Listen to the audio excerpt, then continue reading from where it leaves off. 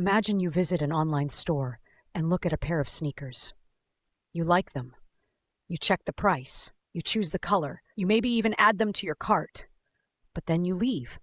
Maybe the price feels high. Maybe you get distracted. Maybe you think, I'll buy later. A few hours later, you open Instagram.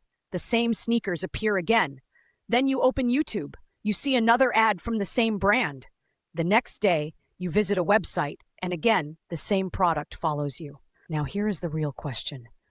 Is the internet reading your mind? No. This is retargeting. Most people think online ads appear randomly, but many ads are not random at all. They are shown based on what you already did online. If you visited a website, watched a video, clicked an ad, added something to cart, opened a product page, or interacted with a brand, that business may try to reach you again. That is retargeting. In simple words, retargeting means showing ads again to people who have already interacted with your business, but have not yet completed the desired action. That action could be buying a product, booking a call, signing up for a course, downloading an app, completing checkout, filling a form, or returning to the website. Retargeting exists because most people do not buy the first time they see something. They explore, they compare, they hesitate, they leave, they forget. Then they may come back later. This connects directly with the messy middle theory we explained earlier. Customers often move back and forth between interest, doubt, comparison, and decision. Retargeting helps businesses bring interested people back into the journey. To understand this clearly, imagine a physical shop. A customer walks in. They look at a jacket. They ask about the price. They try it on, but they leave without buying. Now imagine the shop owner could politely remind that customer later, "Hey, the jacket you liked is still available, and today we have 10% off." That is basically what retargeting does online. It reminds people who already showed interest. But instead of doing it face-to-face, it happens through digital ads, emails, notifications, and sometimes messages. The first major type of retargeting is website retargeting. This happens when someone visits your website but does not take action. For example, a person visits a course page but does not enroll. Later, they see an ad saying, "Still thinking about learning digital marketing? Start with lesson 1 today." A person visits a restaurant menu but does not order. Later, they see an ad showing the best-selling meal with a limited time offer. A person visits a software pricing page but does not book a demo. Later, they see an ad showing customer testimonials or a free trial. Website retargeting works because the person already showed interest. They are not a completely cold audience. They already came close to your brand. The second type is cart abandonment retargeting. This is very common in e-commerce. A customer adds a product to cart but leaves before paying. This is a strong signal. It means the customer was interested enough to choose the product, but something stopped them. Maybe delivery charges were too high. Maybe they wanted to compare prices. Maybe they got distracted. Maybe they were waiting for payday. Maybe they did not fully trust the website. Retargeting can bring them back. For example, your cart is waiting. Complete your order today. Get free delivery on your cart. Still interested? Your selected items are almost gone. This type of retargeting is powerful because the person is already close to buying. But it must be done carefully. If the message feels too aggressive, people may get annoyed. The third type is content engagement retargeting. This happens when people interact with your content. For example, someone watches 75% of your video ad. Someone likes your Instagram post. Someone saves your reel. Someone comments on your content. Someone visits your profile. Someone watches your YouTube video. These actions show interest, so the business can show them another message. For example, if someone watches a video about digital marketing basics, the next ad can show, "Want to understand how digital marketing works as a full system? Start the beginner playlist." If someone watches a skincare educational video, the next ad can show a product related to that problem. If someone watches a restaurant food video, the next ad can show the menu or ordering link. This is smarter than showing the same message to everyone. The fourth type is search retargeting or intent-based retargeting. This happens when ads are influenced by what people search, browse, or show interest in. For example, if someone searches for best running shoes, they may later see shoe ads. If someone searches for CRM software for small business, They may later see ads from CRM companies. If someone searches for wedding venues in Islamabad, they may later see venue ads or wedding service platforms. This works because search behavior reveals intent. The person is not just randomly online, they are actively thinking about a topic. The fifth type is email retargeting. Sometimes businesses use email to bring people back. For example, if someone signs up but does not buy, they may receive follow-up emails. If someone starts checkout but leaves, they may receive a cart reminder. If someone downloads a free guide, they may receive educational emails and then an offer. If someone has not used an app for a while, they may receive a reactivation email. Email retargeting is powerful because it feels more direct.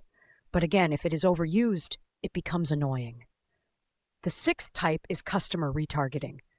This is when businesses target people who already bought from them. Retargeting is not only for people who did not buy. It can also be used to bring existing customers back. For example, a restaurant can show ads to previous customers with a new menu item. An online store can show related products after a purchase. A learning platform can recommend the next course. A gym can promote a new fitness program. A subscription business can win back inactive users. This is important because repeat customers are often easier and cheaper to sell to than completely new customers. Now let's talk about how retargeting works technically. A business usually places tracking tools on its website or app. These tools can record certain actions, such as page visits, product views, cart additions, purchases, form submissions, or video views. Then advertising platforms like Meta, Google, TikTok, LinkedIn, or other networks can create audiences based on those actions.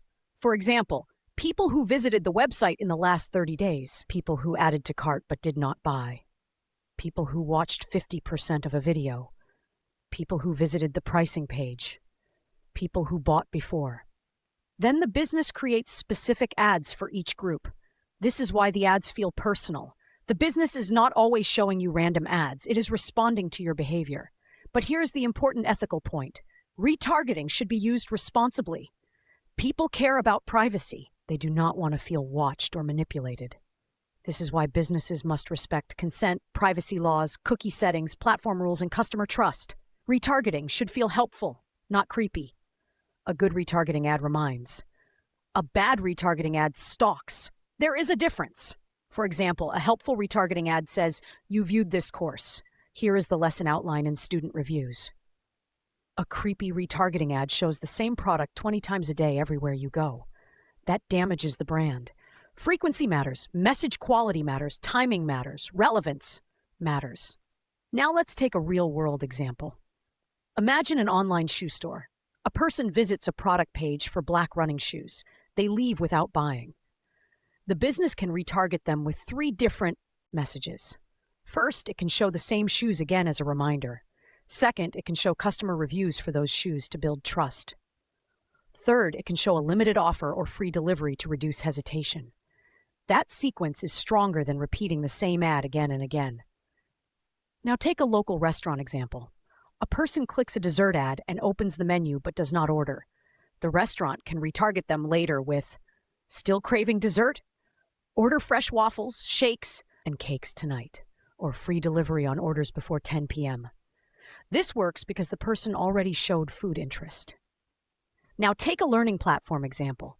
A student watches a video about digital marketing but does not subscribe. Later, the platform can show another message. Start the full digital marketing series from episode 1 and build your foundation step by step.